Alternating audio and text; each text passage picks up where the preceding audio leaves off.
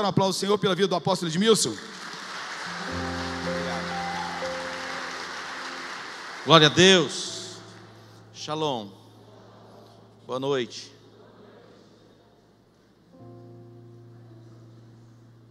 Tudo bem? Tá com frio aí não, né? Se tiver, vamos orar que já esquenta. Diga obrigado, Senhor, por esta noite. Faça a sua oração de entrega, de consagração. Curve a sua cabeça. Fale para o Senhor o que você veio fazer neste lugar. Diga que você veio buscar a face dEle. Diga que você depende dEle. Diga a Ele que você o adora, que você o reverencia. Se coloque nas mãos dEle. Deus quer falar com você. Deus quer tocar na sua vida. E Ele vai tocar na sua vida nesta noite. Pai, nós te adoramos, nós te bendizemos, engrandecemos o teu nome. Tu és o nosso Deus, tu és o Senhor das nossas vidas. Nós nos aquietamos ante a tua majestade, ante a tua santidade, para que o teu Espírito tenha liberdade para agir neste lugar. Agora toda inquietação de alma, e eu ordeno, caia por terra. Que a paz de Deus, que excede todo entendimento humano, seja guardar a sua mente e o seu coração. Em o nome de Jesus, diga amém. Diga Deus primeiro. Diga Deus primeiro. Coloque Deus em primeiro lugar.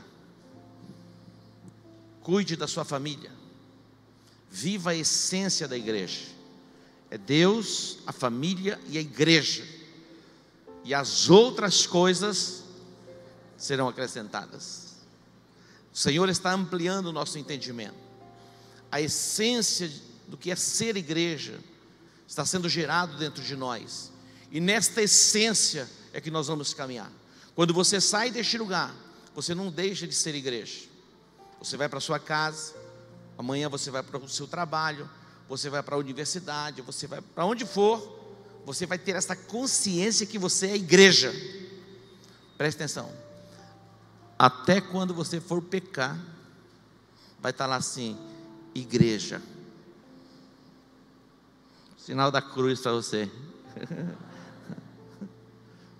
Está entendendo? Não tem como. A essência de Deus está na sua igreja. E Deus se manifesta na terra através da igreja. Se você rejeita a igreja, você rejeita Deus. Porque Deus enviou a igreja. E nós estamos aqui como igreja para pregar o evangelho. Nós estamos aqui como igreja para curar os enfermos, para expulsar os demônios. Se você não acredita nisso, é porque tem demônio. Estou brincando. Dá um sorriso aí, cachopa. Está muito sério. Está tudo bem com você? Então tá bom, vamos embora. Diga Deus, família e igreja. Essas coisas restauradas dentro de você. Aonde você for, Deus está com você. Aonde você for, a sua família vai estar com você. E aonde você for, a igreja de Jesus está com você. Na verdade, escute o que eu vou dizer para você. Não existe vida fora do corpo. Existe. Só o rabinho de largatixa que vive por um tempo. Parece que está vivendo, mas na verdade já foi separado. Tem até algumas reações nervosas. Dá até algumas mexidazinhas. Outro dia eu vi alguém manejando a carne do jacaré. Apóstolo, isso é crime. Já foi liberado aqui no Mato Grosso do Sul. Não para matar jacaré, mas há um frigorífico que está produzindo carne de jacaré. E já se cria mais de 80 mil jacarés no cativeiro. Então já tem o abate de jacaré. Interessante porque mesmo depois de limpo, a carninha fica ainda mexendo. Eu falo, ai meu Deus, que coisa. Depois que estiver tudo resolvidinho, bem preparadinho, você vai comer, fique tranquilo. Quem já comeu carne de jacaré? Quem nunca comeu carne de jacaré? O apóstolo, olha, o Ibama vai mandar prender você, se apologia. Não, estou falando que é algo legalizado. Mas na verdade, nos Estados Unidos tem temporadas de caça, porque senão os bichos se multiplicam demais. Agora abriu aqui temporadas, na verdade, de caça ao javali, porque virou uma praga javali. Então liberou e as pessoas tiram a licença para caçar javali. Era importante se tivesse uma lei para poder ter uma temporada para a caça do jacaré. Apóstolo, você vai falar esse negócio logo na igreja? Isso é crime. Não, estou falando se tivesse uma lei, ninguém vai caçar jacaré. É proibido, então não vai lá ousar caçar jacaré, porque se você matar um jacaré, não tem fiança para você. Se você matar uma pessoa, você vai lá, paga a fiança, você está livre. Mas matou jacaré, acabou. Se você matar um passarinho, não tem fiança, sabia? Não tem fiança, é preso mesmo. É igual o camarada que não paga pensão. Xadrez nele. Nós temos visto alguns jogadores de futebol. Roberto Carlos, você já ouviu falar no Roberto Carlos? Seleção brasileira, aquele homem é milionário. Está com mandato de prisão porque não pagou pensão. Imagina. Expediram um mandato de prisão. Sabe quantos filhos a criança tem? 9 filhos, um com cada mulher. É só pequenininha assim. Tem 9 filhos a criatura. Então da cadeia. Então matar jacaré, não estou falando para ninguém ficar matando jacaré, viu? Depois vai falar, apóstolo pegou lá, fez uma apologia para todo mundo sair caçando jacaré. Eu estou falando que o rabinho do jacaré, mesmo depois de cortar tal, ele ainda mexe. Assim é o crente quando se isola do corpo, por um tempo até que ele vive, depois morre. Você tem que estar conectado 100% à igreja. Você vai ouvir algumas vozes dissonantes disso. Se você procurar no YouTube, você vai encontrar algumas besteiras lá. Não coma não, porque é lixo, vai intoxicar você. Fique com a palavra de Deus, que a Bíblia diz. Glória a Deus. 2 Crônicas capítulo 14. 2 Crônicas capítulo 14. O tema é escrevendo uma nova história. Eu coloquei no banner parte 2, mas na verdade, escrevendo uma nova história, uma nova chance. Diga, uma nova chance. Deus sempre nos dá uma nova chance ou uma segunda chance, até a terceira chance. Verdade que nós vemos na Bíblia que alguns abusam e a taça de Deus enche e Ele dá o basta. Mas tem uma segunda chance. Diga, tem uma segunda chance. E graças a Deus pela segunda chance. Quando nós olhamos para esse texto, eu vou revisar um pouquinho o que nós ministramos na semana passada. Quem estava na quarta-feira passada aqui? Quem não estava? Muita gente, 50%. Olha só. Na semana que vem nós vamos iniciar uma jornada derrubando gigantes. E depois mais no final vou falar a respeito disso. E vai ser uma jornada mesmo de fé e ativação da nossa fé para prevalecermos contra o inimigo que se levanta não contra nós apenas, mas na nossa cidade, no nosso estado, na nossa nação, contra a nossa casa, contra a nossa família. E nós vamos guerrear por isso. Na semana passada eu falei a respeito do rei Asa. Mas para que você entenda um pouquinho, a monarquia em Israel começou em Saul. Israel não tinha reis. A nação era governada por juízes. Mas as nações ao redor de Israel, todas tinham rei.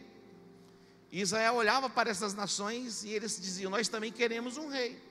Se todas as nações têm rei, então nós queremos um rei. Deus diz, então tá bom, então vocês vão ter um rei. Vai ter um preço, vai ter um custo, mas vocês terão um rei. Então o rei foi estabelecido. E Deus estabeleceu aquele rei. Deus usou Samuel, e Samuel derramou o azeite, porque o rei, o juiz, Samuel era um juiz, e também exercia a função como que sacerdotal, e era um profeta, e ele derrama o azeite sobre a cabeça de Saul, e ele se torna rei de Israel. Deus o estabelece. Mas a Bíblia diz que ele agiu neciamente, loucamente, de uma forma obstinada, transgrediu o que Deus ordenou que ele fizesse.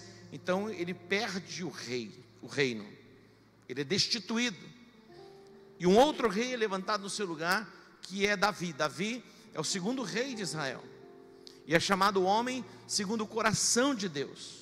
Não porque ele não tivesse pecado, mas Davi tinha um coração quebrantado e contrito. E um coração quebrantado e contrito, Deus não despreza. Um coração quebrantado e contrito, Deus não despreza. um coração quebrantado e contrito atrai o favor de Deus. Todos nós pecamos, mas se temos um coração quebrantado e contrito, nós atraímos o favor de Deus sobre nós, porque nós nos voltamos para Ele. Davi, quando ele pecava, ele voltava desesperado: não retires de mim o teu espírito, por favor, não tire de mim, retires de mim o teu espírito. Ele sabia as consequências de o Espírito Santo se afastar dele. Ele caminhava por lugares áridos, lugares secos, a sua alma se tornava como sequidão de estio. Quem vive na prática do pecado é levado ao deserto, e a sua alma se torna como um lugar árido, é lugar de sequidão e de estio. Essa era a condição em que Davi vivia quando ele transgredia, mas ele se voltava para Deus, e ele foi preservado no reino. Depois de Davi vem Salomão, filho de Davi.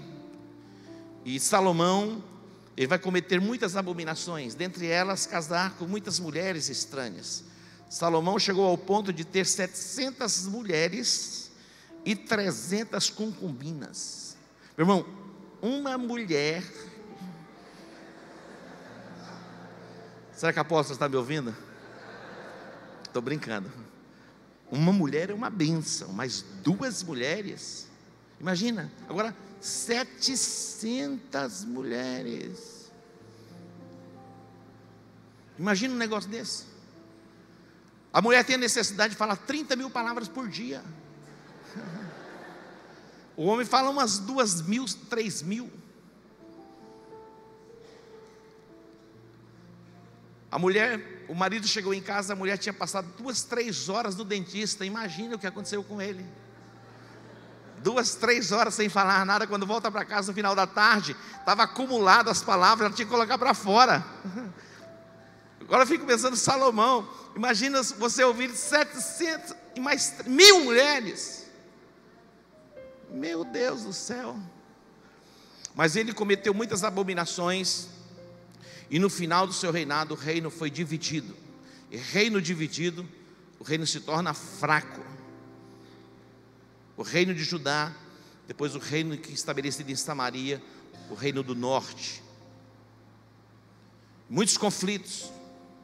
Quando nós olhamos para os reis de Israel, os reis de Israel que se comprometiam com Deus e faziam o que era reto e bom, eles prosperavam, eles tinham paz e prosperavam. Todos os reis de Israel que andavam segundo os preceitos e os mandamentos do Senhor, eles desfrutavam de paz e de prosperidade.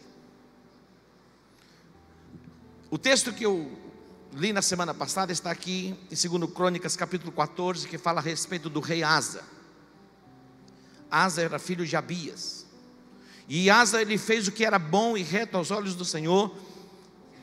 Ele tirou as abominações, os altos, os altares e tantas outras coisas, e ele ordenou que o povo buscasse a Deus. E a Bíblia diz que por 10 anos, quantos anos? 10 anos, o reino teve paz e desfrutaram de prosperidade. 10 anos. Nesse tempo de paz e prosperidade, Zerá, o rei da Etiópia, um etíope, se levantou contra Israel com um exército de 1 milhão de homens. Israel e Judá, na verdade, ele tinha um exército de 580 mil homens, Judá e Benjamim. Como vencer um exército de 1 milhão de homens com 580 homens? Não tinha como vencer. Mas a Bíblia diz que ele buscou ao Senhor,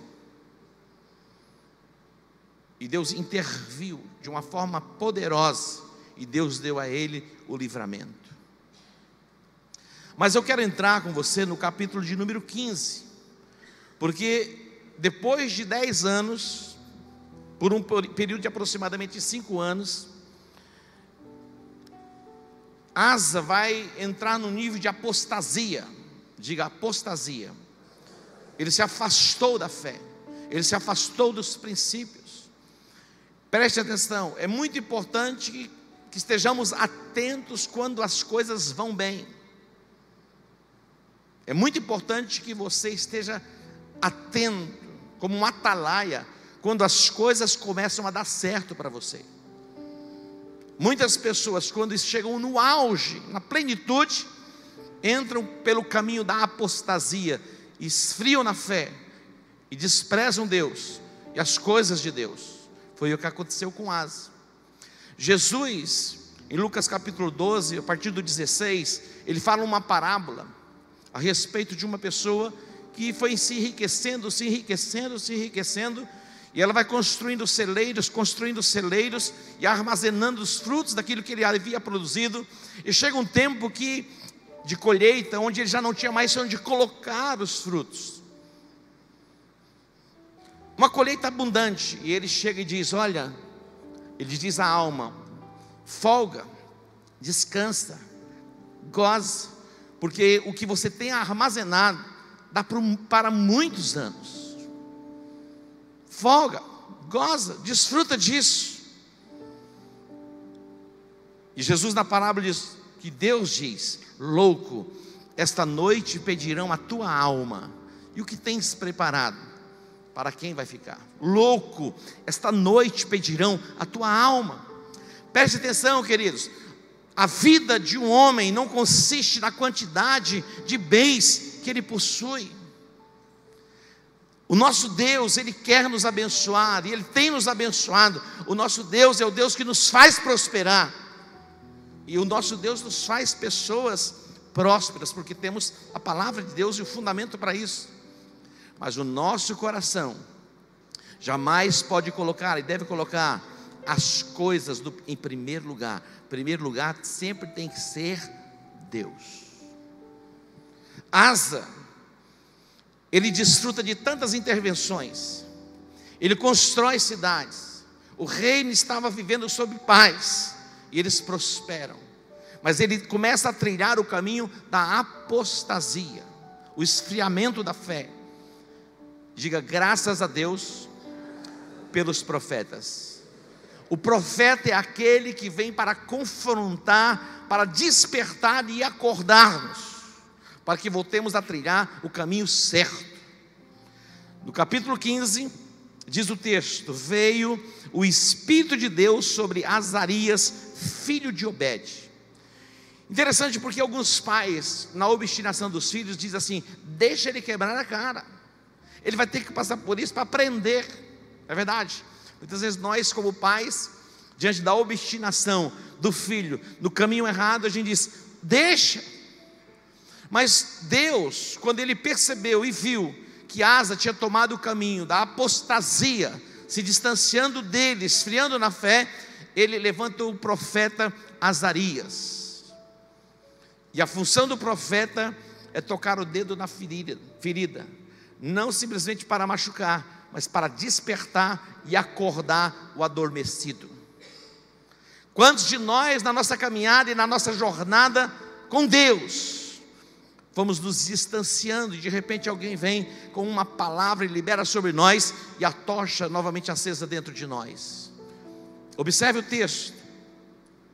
Ele saiu ao encontro de Asa e ele disse, olha o que ele vai dizer, ouvi-me Asa e todo Judá. Eu gostaria que você colocasse o seu nome aqui, começa a projetar para nós, segundo Crônicas capítulo 15, versículo 2 diz assim, eu vou ler versículo por versículo, e a igreja vai poder acompanhar. Segundo Crônicas capítulo 15, versículo de número 2. Nós somos da visão dos 12, mas a gente vai chegar no 12. Olha só, e saiu ao encontro de Asa. Quem saiu ao encontro de Asa? O profeta. Meu irmão, não é fácil digerir um profeta. O profeta é um pouco intragável, porque existem esses profetas aí meia boca, sabe, que muitas vezes simplesmente trabalham no campo da bajulação e não tem confronto. Que tipo de profeta é esse? Tem outros interesses, menos ajustar e alinhar jornada e caminhada de fé.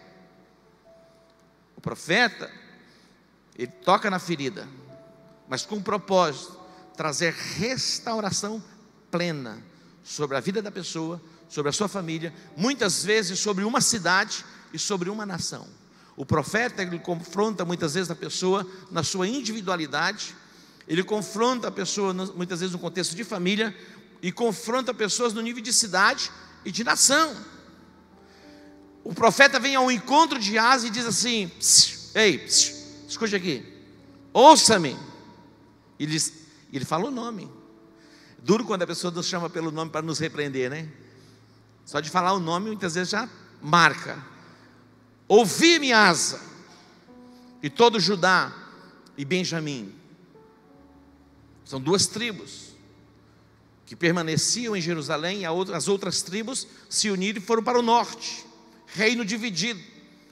O Senhor está convosco. O que diz lá? Enquanto vós estáis com Ele. Você, Deus me abandonou. Deus não nos abandona. O Senhor está conosco quando nós estamos com Ele. O que diz mais?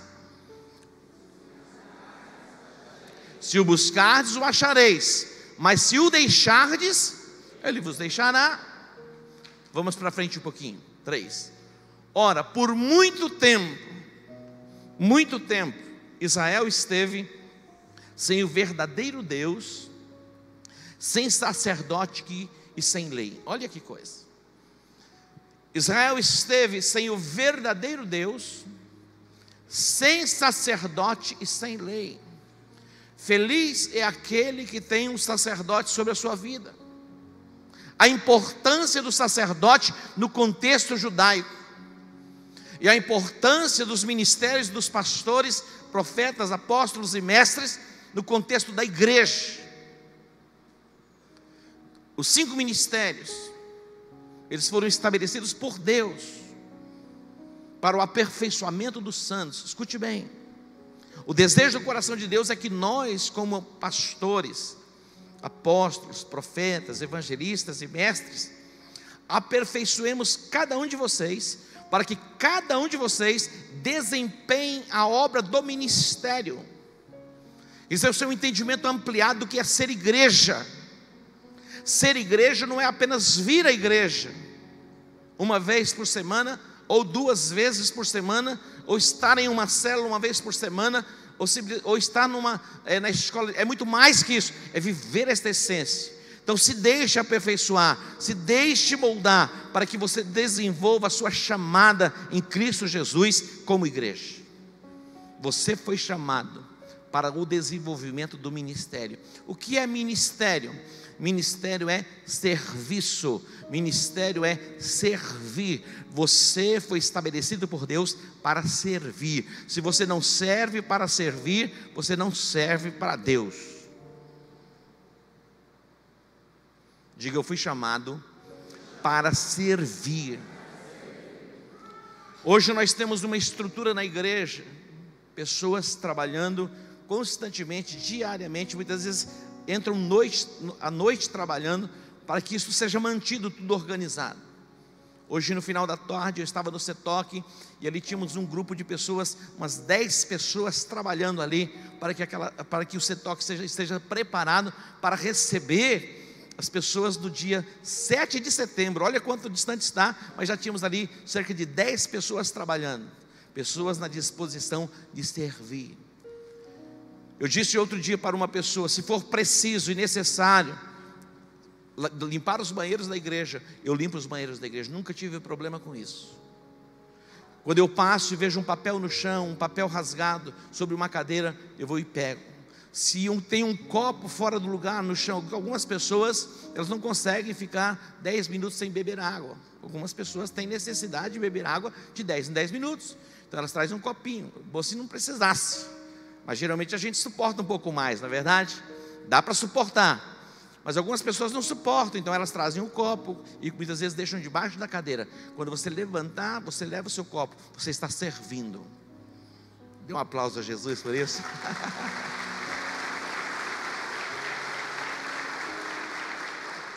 Servir é a nossa chamada. Israel esteve por muito tempo sem o verdadeiro Deus, sem sacerdote. O sacerdote é aquele que apresenta o povo e representa Deus, e apresenta Deus ao povo. Apresenta o povo a Deus e apresenta Deus ao povo. E sem lei. como é bom poder viver os princípios da palavra. O salmista, ele se expressa e diz: eu me tornei mais sábio do que os meus próprios mestres. Quanto eu amo a tua lei, nela eu medito de dia e de noite. A tua lei me fez mais sábio do que os meus próprios mestres. A lei do Senhor, ela é perfeita. A lei do Senhor, ela restaura a alma. A lei do Senhor traz refrigério sobre as nossas vidas. Israel esteve por muito tempo sem o verdadeiro. Se disser sem o verdadeiro, é porque há falsos deuses. Queridos, há sim falsos deuses, há sim falsos sacerdotes, há sim há falsos profetas. E é mistério que haja, porque a Bíblia diz que haveria de surgir falsos profetas, se possível para enganar os próprios escolhidos.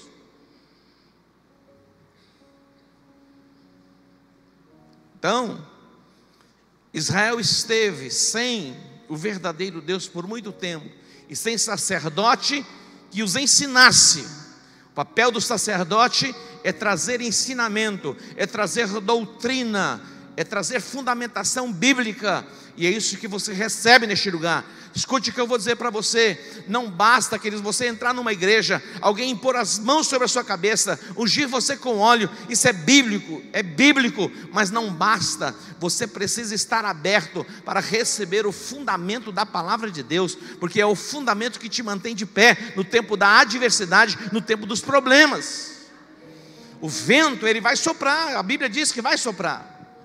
Mas a diferença da casa que foi construída pelo sábio, pelo homem prudente, é que ela se torna uma casa inabalável.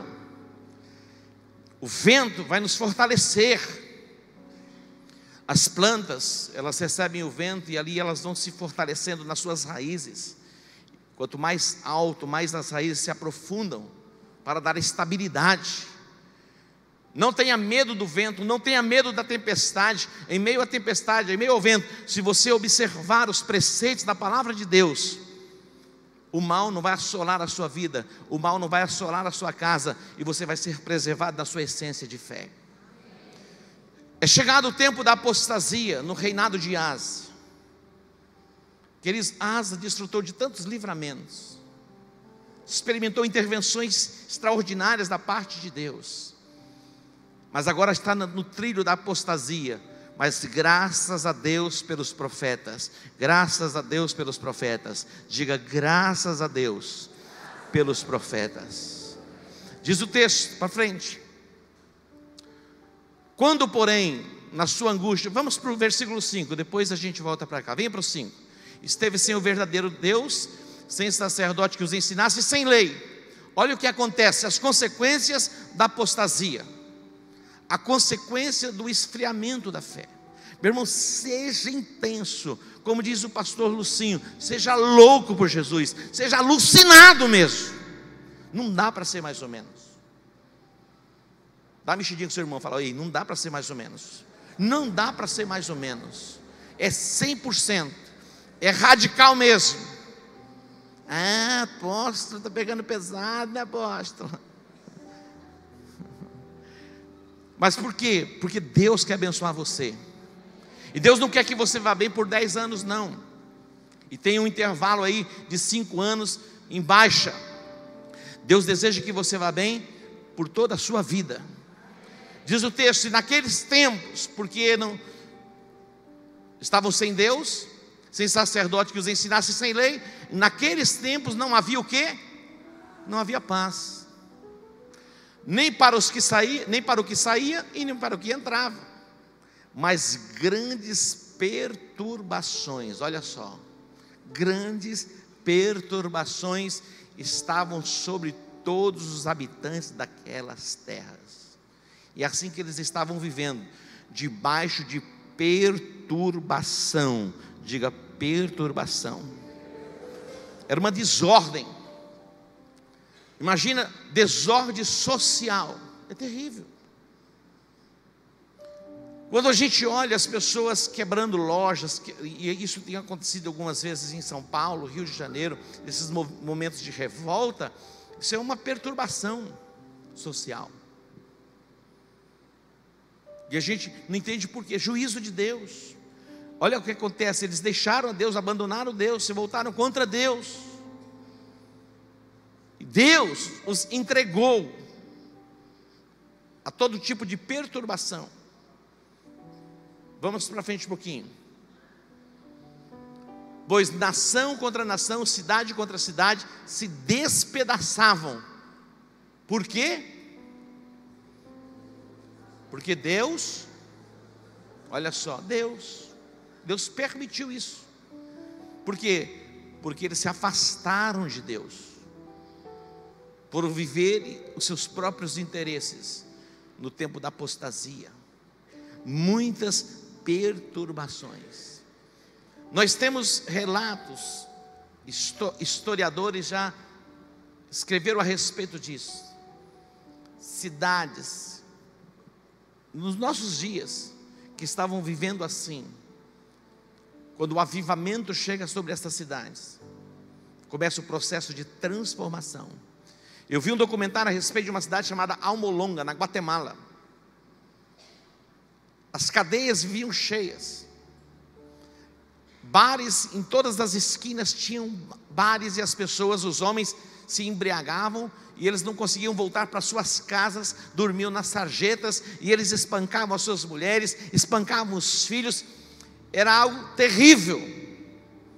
Mas veio um mover de Deus sobre a cidade de Almolonga. Interessante, porque o avivamento trouxe conversão. Os bares foram transformados em igrejas. Aqueles homens se converteram. O espírito de violência foi vencido. E as portas das prisões foram abertas. Na cidade já não tinha mais cadeia, porque não tinha ninguém para colocar na cadeia. É o avivamento, é a presença de Deus. Que nós precisamos orar por isso. O Brasil precisa disso. Campo Grande precisa disso. E é possível que isso aconteça nos nossos dias. Nós seremos agentes de avivamento e de transformação da nossa cidade. Que nós não estamos aqui como igreja, como um clube social, para nos reunirmos, para termos um momento gostoso, voltarmos para a nossa casa, que delícia. Não, nós estamos aqui para impactar a nossa cidade, trazendo a glória de Deus sobre toda a nossa cidade. E toda a nossa cidade vai ser tomada pela glória de Deus através da sua igreja. É para isso que nós fomos chamados. Eu louvo a Deus pela visão que Deus tem dado ao pastorado, juventude relevante, que faz a diferença e que marca uma geração. É para isso que nós fomos chamados. E não queremos nada menos que isso, sermos verdadeiramente relevantes nessa sociedade corrompida. Não se deixe corromper. Não se deixe corromper. A Bíblia fala a respeito de pecado, não apenas aqueles que cometem pecado, mas aqueles que consentem no pecado se tornam abomináveis diante de Deus. Não apenas os que praticam. Quando você lê a carta de Paulo aos Romanos, logo no começo, eles foram entregues a viver as suas paixões. E diz, não apenas aqueles que cometem esse tipo de prática de pecado estão debaixo de condenação, mas aqueles que consentem na prática do pecado. Olha o nível, é forte isso. Há uma desconstrução geral que vem pelas mídias e principalmente pelos canais de televisão, trazendo o lixo e a imoralidade para dentro dos lares. Preste atenção, homens, mulheres, ouçam, homens, aquilo que você não pode ver diante dos seus filhos, não veja no oculto. Não se permita ver no oculto. Se você não tem a liberdade, o filho passou de longe, já muda de canal, aquilo não serve para você. É a abominação que traz a assolação para dentro da tua casa. Então fecha a porta da assolação, não permitindo que algumas coisas entrem dentro do teu lar. Interessante, porque quando você vem no pacote, às vezes de novelas e até mesmo de filmes, sessões de orgias, sessões de feitiçarias, tocar dos tambores, e quando você conecta isso dentro da sua casa, há uma conexão que está sendo estabelecida no mundo do espírito. Você fala, apóstolo, mas isso é demais, e aí nós não vamos viver neste mundo. Sim, nós vamos viver nesse mundo, mas vamos selecionar o que entra dentro da nossa casa. Amém? Para quê? Para quê? Para que a glória de Deus se manifeste de uma forma tão poderosa e tenhamos um tempo de paz e de prosperidade. Deus deseja que você tenha paz, e na paz você vai prosperar. Diga glória a Deus. Vamos seguir um pouquinho. O versículo de número 7. Vamos voltar no 4, depois a gente vai para o 7. Vai no 4.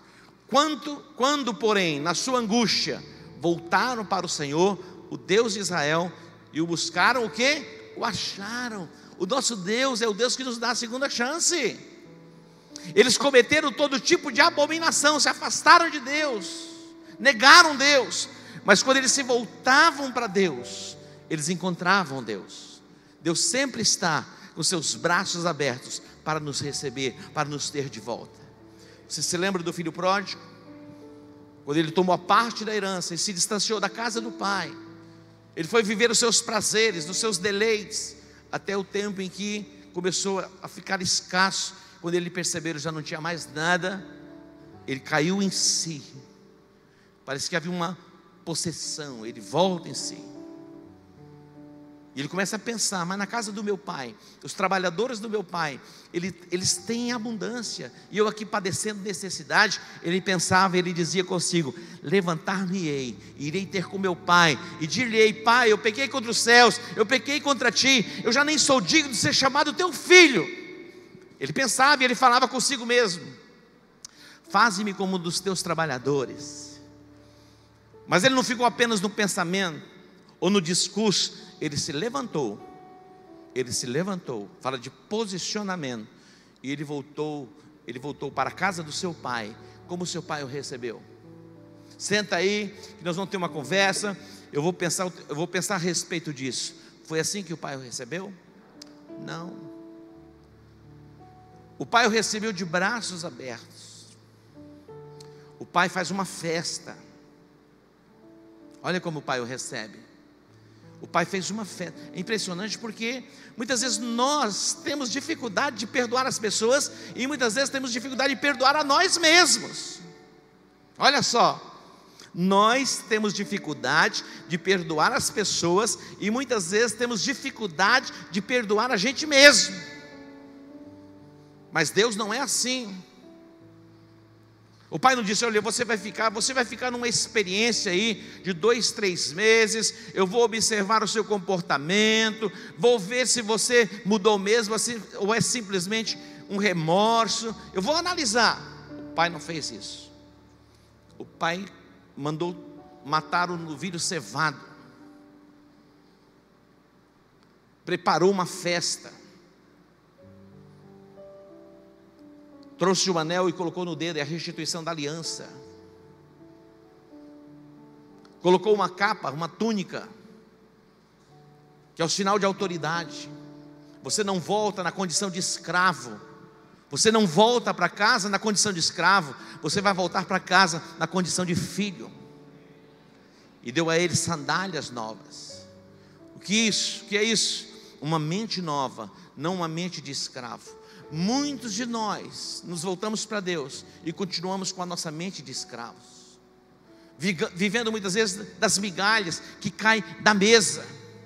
O Senhor quer que você se assente à mesa e desfrute do melhor da casa.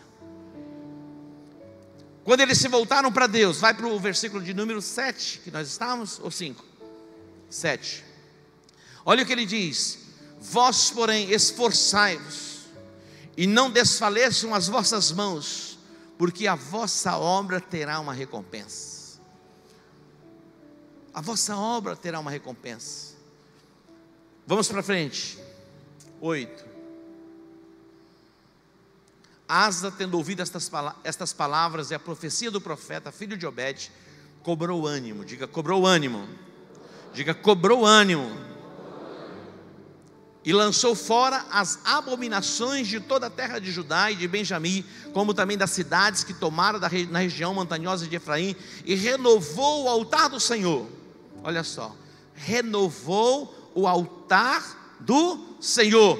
que estava diante do pórtico do Senhor. Diga: renovou o altar. Essa é uma noite para renovarmos o altar. Estamos encerrando o tema Deus primeiro. Mas Deus sempre vai ser o primeiro na sua vida. Na verdade, quando nós colocamos Deus primeiro, alguém diz: ele é o único. Lógico que Ele é o único. Nós estamos desenvolvendo um tema. Coloque Deus em primeiro lugar. Amém? Sua família, não negocie a sua família. Viva a essência da igreja. Tire as abominações, renove o altar, cobre força, cobre ânimo, não desista. Na sua célula, na sua chamada para servir, prossiga na sua caminhada, a tua obra terá uma recompensa. O seu trabalho no Senhor não é em vão, e terá uma grande recompensa. Vamos para frente. Olha só, e congregou, observe essa expressão, e congregou todo Judá e Benjamim. Queridos, escute o que eu vou dizer para você. Preste atenção um pouquinho. Como é fundamental nós estarmos juntos para o fortalecimento e para a nossa caminhada.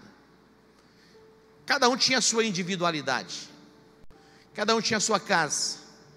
Eles moravam muitas vezes distante uns dos outros. Eram centenas. Só de Judá e Benjamim, que serviam o exército, eram 580 mil pessoas. Mas quando Asa toca o chofar, faz a convocação, todos estavam ali no mesmo lugar. Olha que extraordinário. Quando nós nos unimos, nos voltamos para Deus, a glória de Deus se manifesta sobre nós e inunda toda a nossa cidade. Diz o texto: e os de Efraim, de Manassés e Simeão, que com eles peregrinavam, pois que muitos em Israel tinham vindo a ele, quando viram que o Senhor, seu Deus, era com ele. Olha só, os de Israel não caminhavam com eles. As duas tribos, Judá e Benjamim, estavam aliançadas. Mas quando os de Israel viram que Deus era com eles, se achegaram a eles. Muitas pessoas se achegarão a nós, porque verão a glória de Deus nas nossas vidas, verão a glória de Deus neste lugar de transformação, de cura e de restauração. Muitos virão de longe. Diga: muitos virão de longe. Quando eles viram que Deus estava agindo, que Deus estava operando, que a glória dele, o favor dele, novamente estava sobre o povo, muitos começaram a vir de longe. Interessante porque esse povo que vem, eles tinham contendido com Judá e Benjamim, e o reino havia se dividido. Os de Simeão, está lá, de Manassés, de Efraim, faziam parte do reino do norte. Mas eles começaram a ver que Deus estava se manifestando em Judá e Benjamim, e eles vieram. As pessoas verão o manifestar de Deus na sua vida, e eles virão até você, para ser abençoado por você. As pessoas virão de longe. Semana passada, um pastor ligou para mim de São Paulo, e disse assim: apóstolo, eu quero caminhar com você. Eu quero entrar numa aliança de cobertura com você. E ele se apresentou, eu tinha visto ele uma vez. Eu estava ministrando em São Paulo, e ele falou: meu nome é José Meira. Lembra do Francisco Coco? Desse jeito. Eu não sou o Francisco Coco, eu sou o Meira. Falando do outro ator, Tarcísio Meira. Nunca mais esqueci. Só que o dele era José Meira. Ele usou a ilustração do Chico Coco. Eu nunca mais esqueci do nome dele. Outro dia ele telefonou, não tinha o número dele no meu telefone, tocou. Geralmente eu não atendo quando eu não reconheço e não tem nome, mas de vez em quando eu atendo. Hoje eu passei por um teste. Uma pessoa que há muitos anos não me via, encontrou o pastor Evaldo no banco, e disse: olha, o Edmilson cresceu demais, né? Ele está por cima, e a gente liga para ele e ele não atende. Falou: não, ele atende. Todas as pessoas que ligam para ele, ele atende. O pastor Evaldo foi ousado. Falou, ele atende. Sente aí. Ligou. Falou, liga aí, põe no Viva Voz. Meu telefone tocou. Eu estava saindo do posto de saúde. Fui ver a questão de uma vacina de febre amarela, porque eu vou para a África. Fui ver a vacina. O telefone tocou. Eu peguei o telefone e atendi. E estava no Viva Voz. Falou, olha, e depois ele comentou com o pastor Evaldo. Fazia tempo que ele não atendia. O Evaldo falou, mas que número você ligava? Eu nem tenho mais o número dele, já perdi o número dele. Mas como você ligava? Já ligava para outro número, não ligava nem para o meu número. Eu não estava atendendo. Então de vez em quando eu atendo. Se você me ligar, eu vou identificar e vou atender. Esse pastor liga para mim e diz assim, olha, eu quero caminhar com você. Eu tenho visto quanto Deus tem te abençoado. É esse mesmo. Eu tenho visto quanto Deus tem te abençoado. São Paulo, meu irmão, será que Deus não tem abençoado tantas igrejas de São Paulo, tantos pastores de São Paulo? Ele falou, eu tenho visto quanto Deus tem te abençoado, e eu quero me aproximar de você e caminhar debaixo da sua cobertura. Eu perguntei para ele, você é casado? Ele falou, sou casado há 27 anos. Eu falei, 27 anos, 27 anos. Eu perguntei assim, quanto tempo você namorou para casar? Ele falou assim, 1 ano e meio. Eu falei, então a gente vai começar a namorar, para ver se eu te aceito em casamento. Ele deu risada. Ele falou, com certeza. Eu falei, você já tem um desafio. Nós temos um congresso em dezembro. Você vem em dezembro para Campo Grande. Você chega na sexta-feira e você vai embora só na segunda-feira. Já comecei a mandar.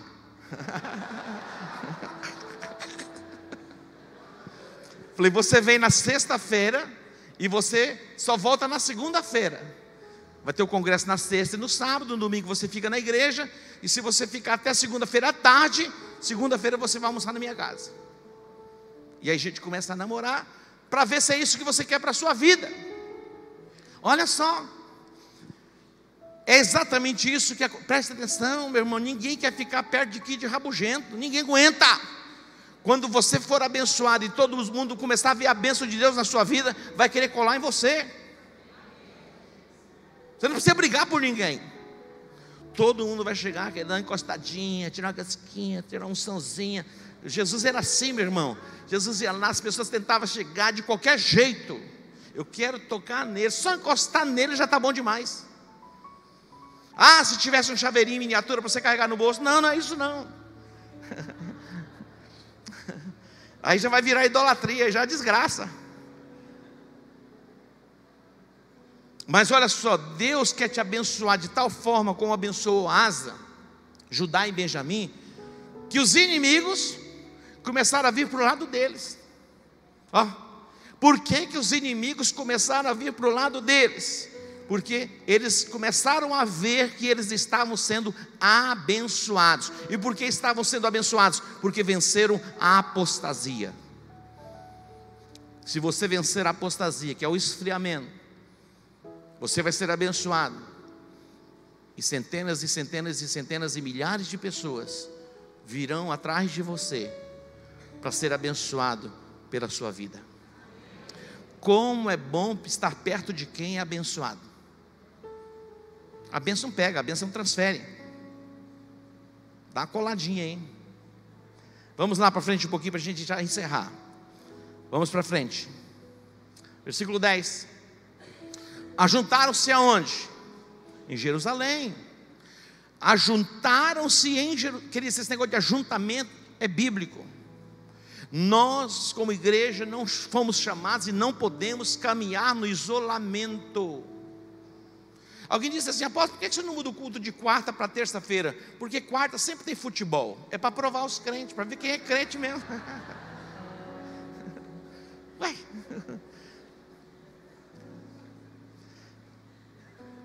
Interessante, porque vai chegar um tempo, lógico que não há pecado nenhum a gente assistir futebol, é legal.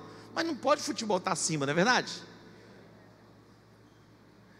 Falando, tem gente que sabe o número da chuteira do jogador, sabe tudo, a identidade do cara, sabe o CPF da primeira, da segunda, terceira geração lá atrás, foi campeão em 1950, cita todo mundo, geração por geração. Fala um versículo bíblico.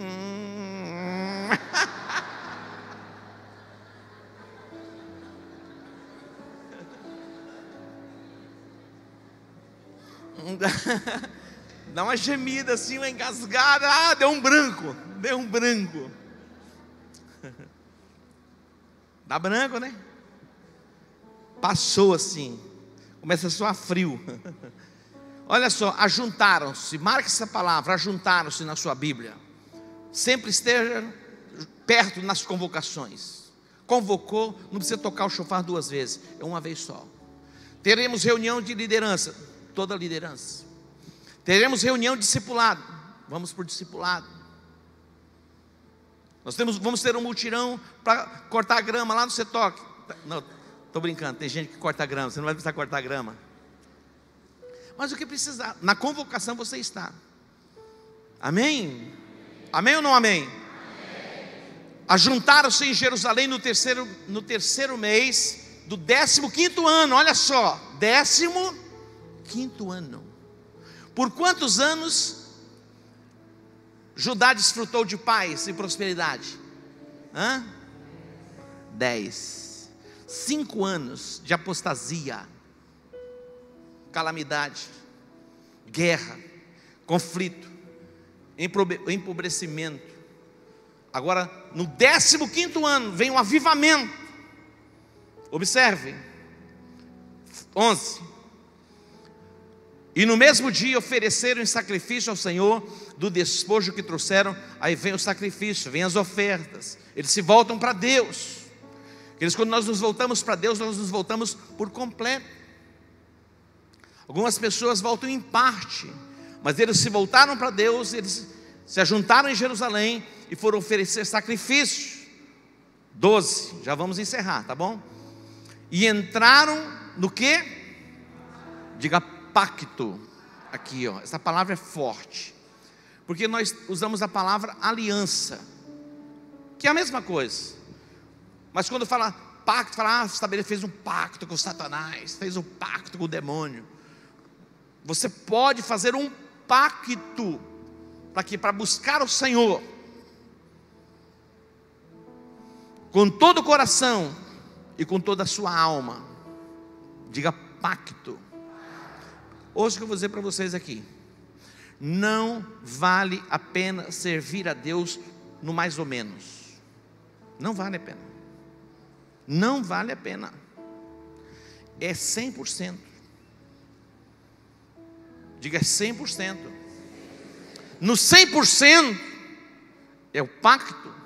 Você vai viver as promessas na plenitude. Não é indulgência, não é isso não. É aliança, é comprometimento, é vida. Diz mais: e de todo aquele que não buscasse o Senhor, Deus de Israel, deveria ser o quê? Morto. Vamos pular esse versículo, né? Passa para o 14.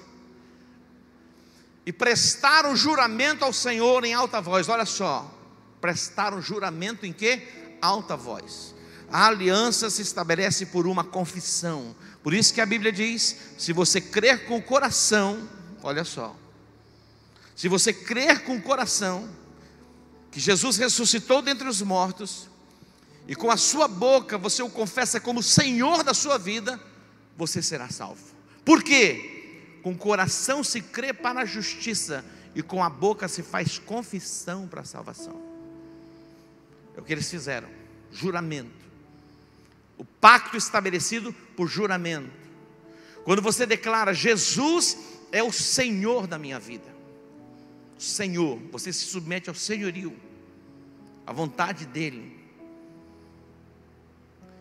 Diz o texto: e prestaram juramento ao Senhor em alta voz, com júbilo e ao som de trombetas e buzinas. Foi festa, foi celebração. Você não vem para o juramento amarrado, puxado, arrastado, ou você faz o juramento ou você vai morrer. Não. Deus é o maior não é você. Ouça. Vem aqui, pastor Miro. Geralmente, quem busca aliança é o menor. Por quê? Porque quando ele busca o maior, aquilo que é do maior passa a ser do menor. O Miro aqui é o maior, eu sou o menor. Estou colocando, porque ele tem muitos bens, ele é muito rico, sabe? Tem uma família abençoada. Então eu busco o Miro para uma aliança. Na aliança, exatamente isso que vai acontecer. Miro, quando eu morrer, você vai cuidar da minha casa. Quando eu morrer, você vai cuidar da minha família. Você vai abrigar a minha esposa, você vai abrigar as minhas filhas, você vai cuidar, você vai mandar. Na aliança é assim.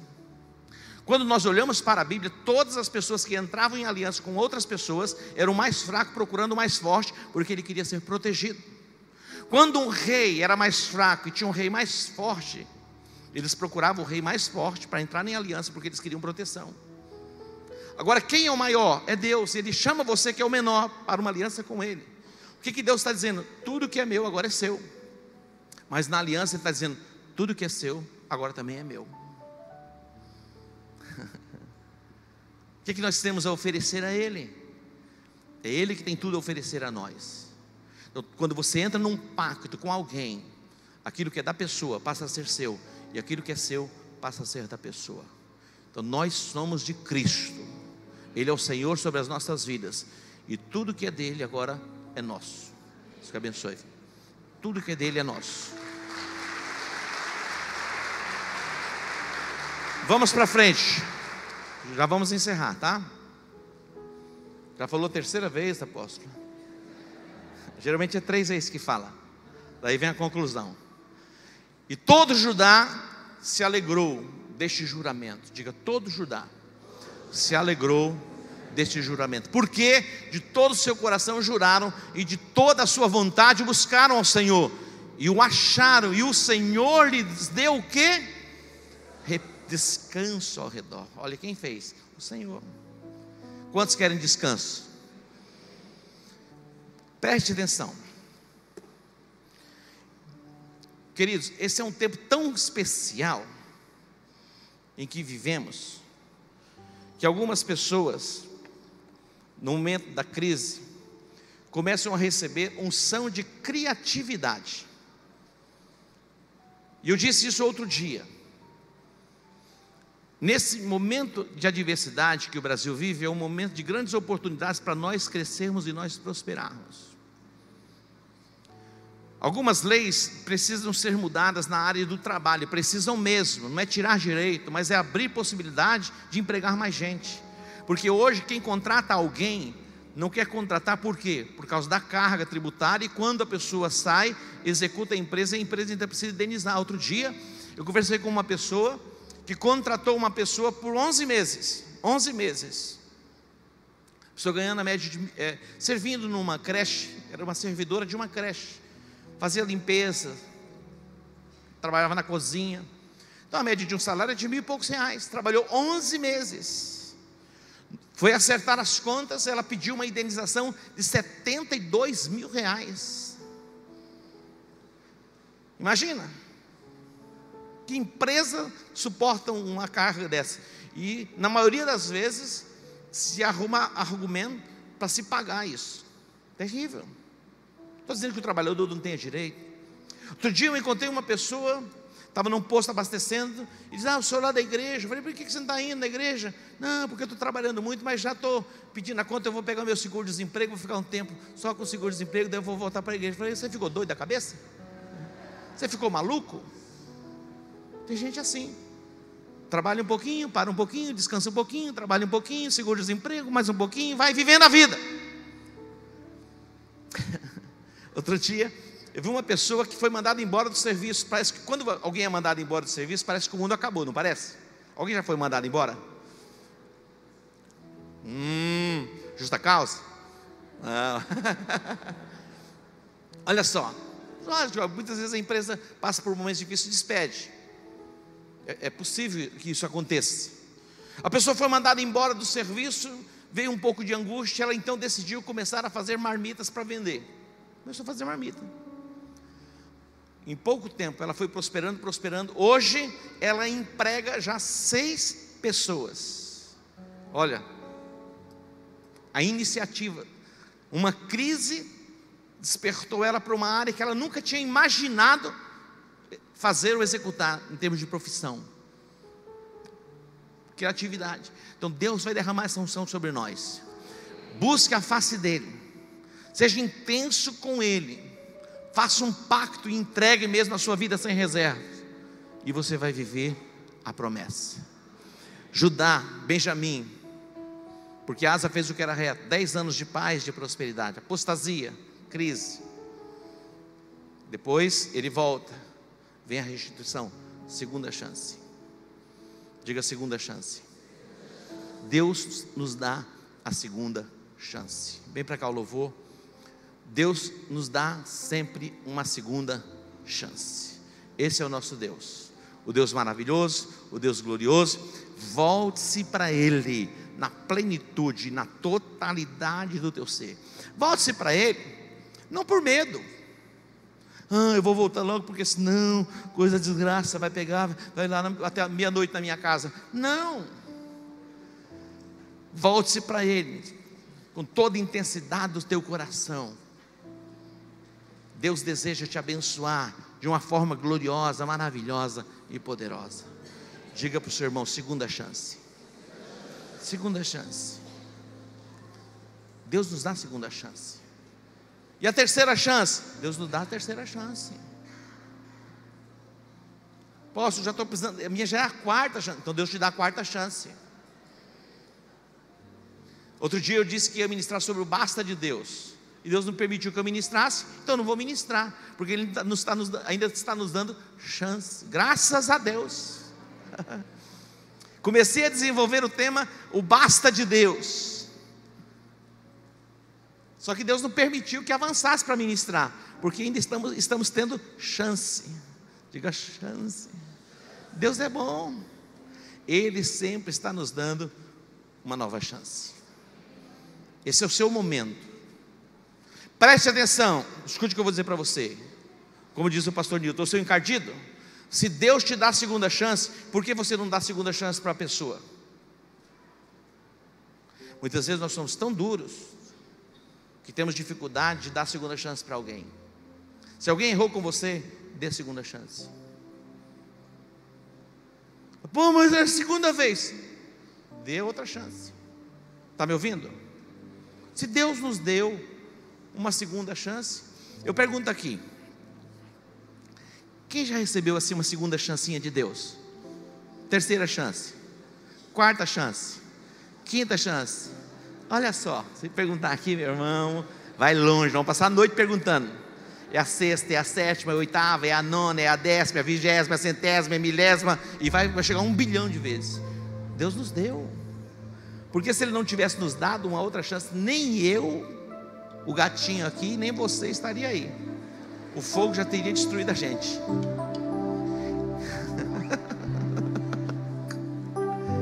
Então, se Deus nos deu uma segunda chance, quem é você para não dar a segunda chance para alguém? Acredite, preste atenção. Jesus, Ele é o noivo, Ele morreu pela noiva. Eu pergunto, a igreja, a noiva é perfeita? Não, mas Ele morreu pela noiva. Ele morreu pelas nossas imperfeições.